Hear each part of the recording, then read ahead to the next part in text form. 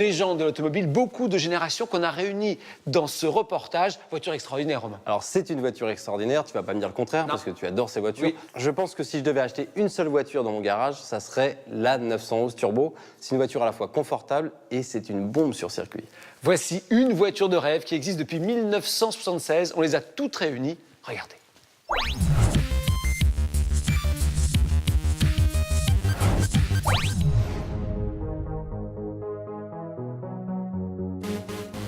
Aujourd'hui, grand moment dans Fast Club, hein, Nicolas, puisque nous sommes de retour au château de Villers-le-Mahieu pour réunir des voitures exceptionnelles, toutes les 911 Turbo. Vous allez voir quelque chose d'absolument incroyable. Et surtout, elles sont nées en même temps, hein, le milieu des années 70, et elles continuent, et elles ont évolué beaucoup. Et à la fois, il y a les racines sont les mêmes. Allez, on regarde, on commence par la grand-mère.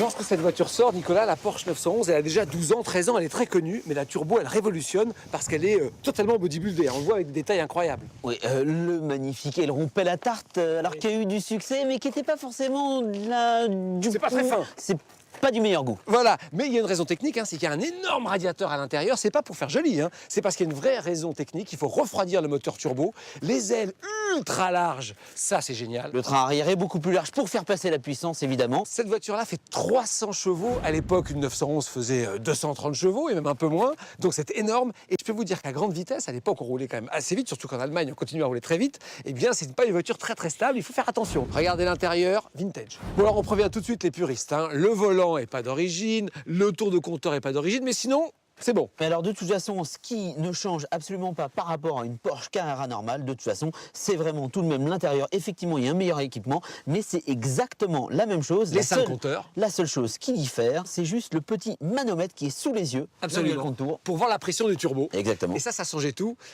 Incroyable voiture à l'époque. 300 chevaux, c'est une puissance qui faisait tourner les têtes, hein. La Ferrari Rival faisait 250 chevaux, donc elle était beaucoup plus puissante. Alors vous allez voir, progressivement, la gamme va évoluer. Voici un autre modèle complètement différent, la 964. On bascule en 1991, un saut dans le temps, et vous allez voir, il y a beaucoup de choses qui changent.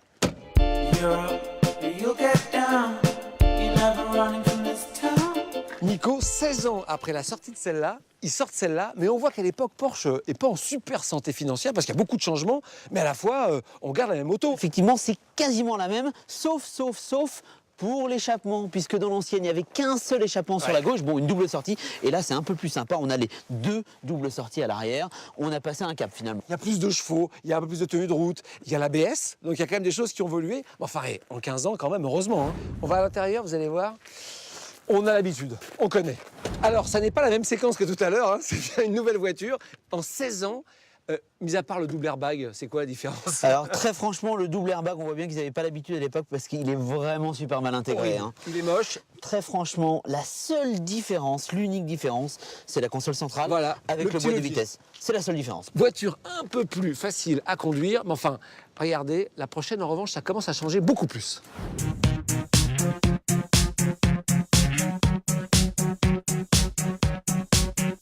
Et alors là, on a du mal à imaginer.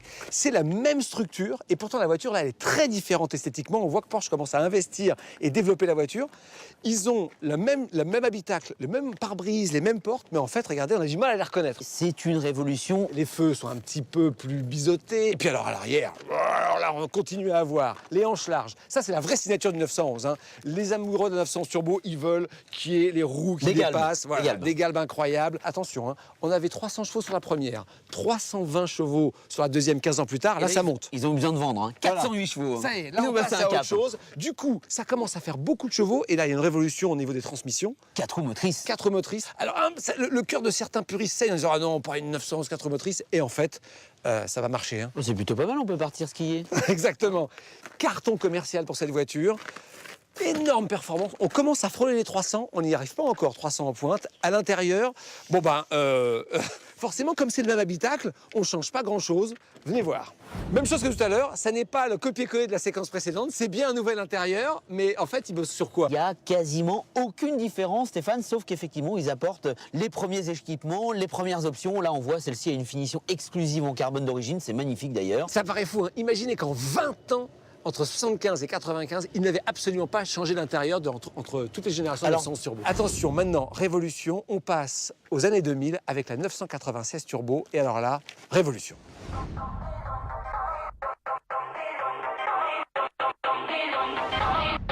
Les puristes ne se sont toujours pas remis et pourtant il fallait bien que Porsche évolue. Alors là, tout nouveau, voiture plus grosse, plus large, plus longue, un habitacle complètement changé, c'est une toute nouvelle voiture. Et au début, il y avait quand même beaucoup de gens qui regrettaient les anciennes. Maintenant, il faut imaginer 420 chevaux, de la place, de la fiabilité, beaucoup moins cher à entretenir que les autres. Il y a quand même des arguments. Et puis alors, on va aller à l'intérieur, vous allez voir, hein, c'est autre chose. Il y en a qui pleurent encore, mais franchement, une fois qu'on est dedans, on est bien. Hein. Il y a pour moi qu'un seul mot qui puisse résumer cette voiture, c'est efficacité. Regardez. Alors là, Nico, on change complètement. On est dans le luxe absolu. Et puis, ça y est, c'est des codes qui ont un peu démodé aussi par moment. Mais aujourd'hui, parce que ça a quand même 10 ans, mais c'est quand même un bel intérieur. Regarde, je m'amuse. Ça faisait 20 ans qu'on avait envie de s'amuser avec des sièges électriques à mémoire. Là, je peux absolument tout Et faire. t'as de la place. Exactement, il y a de la place, l'habitabilité est transformée, c'est une révolution. Enfin, une excellente position de conduire, tout est vraiment intuitif, l'intérieur c'est parfait. À rouler, c'est extraordinaire. Par contre, c'est vrai, ça a perdu un peu de son identité. Physiquement à l'extérieur, c'est flagrant et également un peu à l'intérieur. Allez, on passe à la suivante. Ceux qui ne supportaient pas ce regard-là, moi j'aimais bien personnellement, mais c'est vrai qu'il y en avait plein qui l'aimaient pas, et bien seront consolés avec la nouvelle, la toute dernière. Celle-là, elle est encore au catalogue, la Porsche 997 Turbo, bientôt à la retraite, mais pas encore. Et alors là, on est tout simplement avec l'une des meilleures voitures du monde. C'est la première Porsche à avoir des LED de jour, mais c'est vrai qu'on retrouve là une voiture extrêmement bestiale, beaucoup plus radicale, exceptionnelle. Effectivement, c'est toujours aussi efficace, c'est toujours aussi rigoureux. On sait que technologiquement parlant, techniquement parlant, ils sont vraiment à la pointe. Allez, regardez, à l'intérieur, ça c'est vrai qu'on passe à autre chose. Là, pour moi, c'est la réussite totale. J'adore l'intérieur de cette voiture qui marie la tradition des anciennes avec la modernité extraordinaire. Puis alors, cet intérieur, mix carbone, cuir, je trouve ça sublime. 480 chevaux, là ça rigole plus. Imaginez qu'elle a démarré à 300 en 1975. C'est monté, c'est monté, c'est monté. On peut se rendre compte en fait au fur et à mesure des générations que effectivement l'habitabilité s'est améliorée, les performances se sont améliorées.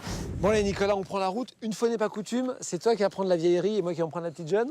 C'est avec plaisir que je prends la vieillerie. Combien ça fait de chevaux? On va essayer de calculer. On va vous l'afficher là. Le nombre de chevaux qui prennent la route, c'est parti.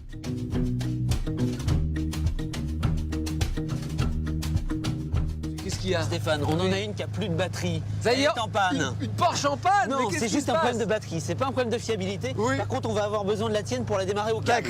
D'accord. Regardez, voilà. C'est ça les vieilleries. Bon, comme quoi on disait que les Porsche étaient fiables. Problème de batterie, j'espère que c'est ça. Hein. Bon allez, on y va. Vas-y, ouvre le coffre. C'est laquelle qui... C'est qui est la en toute carafe? première, la 930.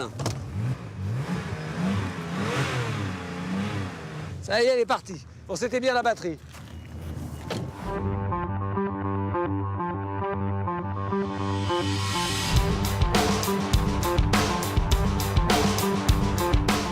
J'ai de la place. Silence. Je suis entouré d'un habitacle couvert de cuir, d'alcantara.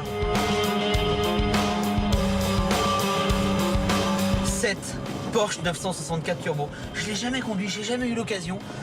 Et là, c'est vrai que finalement, je réalise comme un petit rêve. Regardez, toutes ces 911 noirs alignés, ça a quand même de l'allure. Hein. Ah, voilà, il est parti. Ah, elle est belle quand même, celle de Nico. Hein. Ah, j'adore. Hein. Il y a des mecs qui sont arrêtés en voiture, qui sont garés au bord de la route et qui nous voient avec les 5 voitures noires là rouler. Ça doit être assez drôle, assez sympa à voir. Moi, j'ai toujours aimé regarder l'arrière large comme ça d'une 911. C'est quand même quelque chose. Avec l'aileron turbo marqué derrière, c'est quand même quelque chose.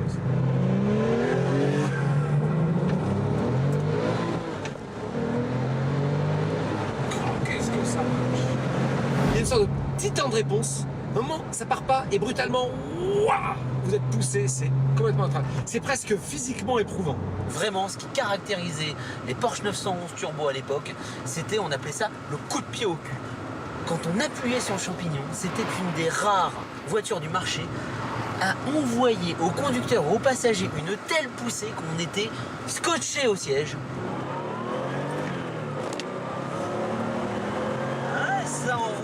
c'est complètement d'actualité, hein.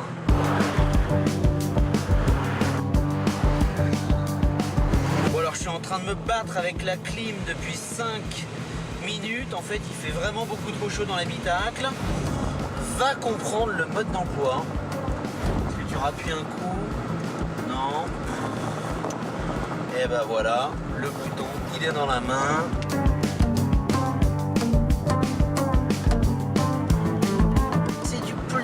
Les Allemands à l'époque savaient vraiment faire des voitures, ils savent toujours aussi faire.